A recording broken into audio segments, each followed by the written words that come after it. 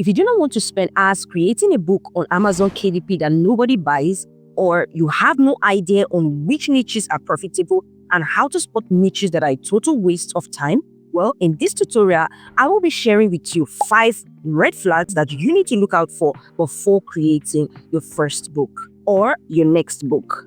Now, the first thing to look out for is no demand. If nobody is searching for a book topic, it doesn't matter how good your design is. The thing is, nobody will find it. For example, you could be thinking of creating, let's say, a gratitude journal for cat owners in Sweden. Of course, that's not a typical thing, but that's just an example. If you are trying to create a book like that, for example, if you can see the autocomplete on my screen here, there's nothing like that, meaning people are typically not searching for that. Then that means there is no demand for it, meaning if we're putting it out there, then there's no really an audience to sell it to. One simple way to be able to understand if there's any demand for your product or a product that you want to create is by simply using the autocomplete, which is this particular search bar on Amazon. For example, if I type something like probably cute and comfy coloring book, so you can see that the thing has already popped here, cute and comfy coloring book, cute and comfy.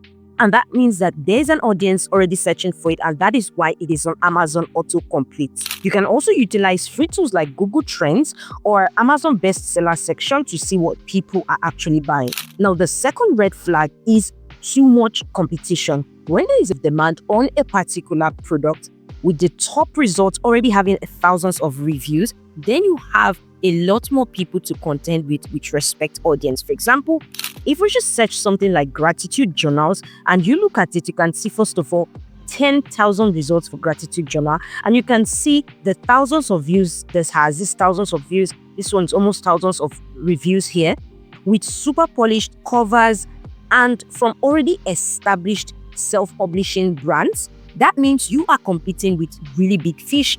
And as a beginner, it's going to really bury your book because there are a lot of competition in this niche. What you want to do is you want to look for low competition sub niches. So instead of gratitude journal, you can simply search for gratitude journal for kids with ADHD. Now, this is just an example, but this is showing you how to leverage better on it. And you can see this is 508 results, meaning you have more better chance of being seen when you tailor your books to this kind of sub niches in broader niches that are already getting demand. So it's more specific, it is less crowded, and it actually solves a unique problem. Now, the third thing to avoid is poor top sellers. Now, this is when the top sellers in a particular niche are already terrible. Now, if you search a niche and the top books already have low quality covers, content with typos and sloppy formatting, then it just simply means that buyers do not care enough about that niche for quality to even matter. For example, if we search for this niche enchanted fairy coloring book, and I've already filtered by the best seller, so this is literally like the top in the game. Now, even though these are cool pictures, but they don't seem really eye-catchy, and moreover, when we go even deeper to see how it looks, these are the kind of images they offer in their coloring book with a lot of grayscales. They are blurry and they don't just look like what people would typically want to buy. So it is an indication that it is not a niche for you to jump on, and it is probably not worth entering.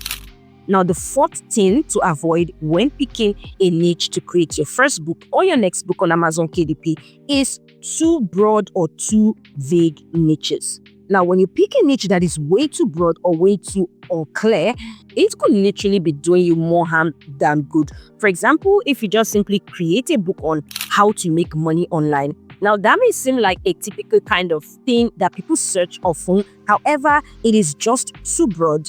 And it's like throwing a book into the ocean and hoping somebody finds it. So if you look at this, you can see this is 20,000 results. Instead, you want to streamline it down. You can do something like affiliate marketing books, like for beginners, and other streamlined means of making income that is clear, targeted, and solves a real-life problem for a real-life person. The thing is, the more specific your niche is, the better chance you have to stand out and connect with buyers. The fifth thing you need to avoid is trend-only niches. Now, this is simply relying on current trends, and you simply go ahead to Amazon and create a book about it because it's trending at that time. And this can actually do your book more harm than good in the long run. So let's say you saw a TikTok trend about 2025 daily planners with moon phases, and you rush ahead to publish one, but by the time your book is live, the trend is over, meaning not just do you waste your time in publishing a book, you put a book on Amazon that will probably never sell for as long as that trend is not alive. One typical example is if you go on Amazon, if you look at my screen right now, you can see there are a whole lot of Squid Game coloring books. And even though at the time when the movie came out, it came as a huge wave of trend, and of course, this must have probably led quite a ton of people to go ahead and create coloring books on it just to flow with the trend. And even though it may have sold at that time, so you can see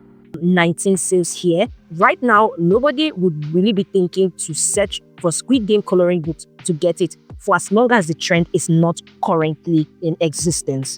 So when you are creating a book, whether it's low content book or high content books, you want to ask yourself, will this book still be valuable in 6 months' time?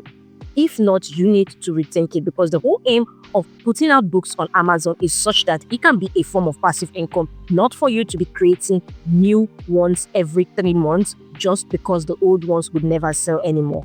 So now that you know what to look out before you create your first coloring book or your next coloring book, the next thing you want to do is to know how to actually create these books. And with Amazon KDP, there's different categories of books. There's the high content books that include books, Kindle ebooks, and the likes. There's the medium content books, which includes things like coloring books. And there's the low content books that simply include planners and journals. To start with, the very first one, we are going to be going with how you can create high content books and Kindle ebooks, to be precise. And if that sounds like something of interest to me, then you want to click the video you see on your screen right now and go check that out. Ciao.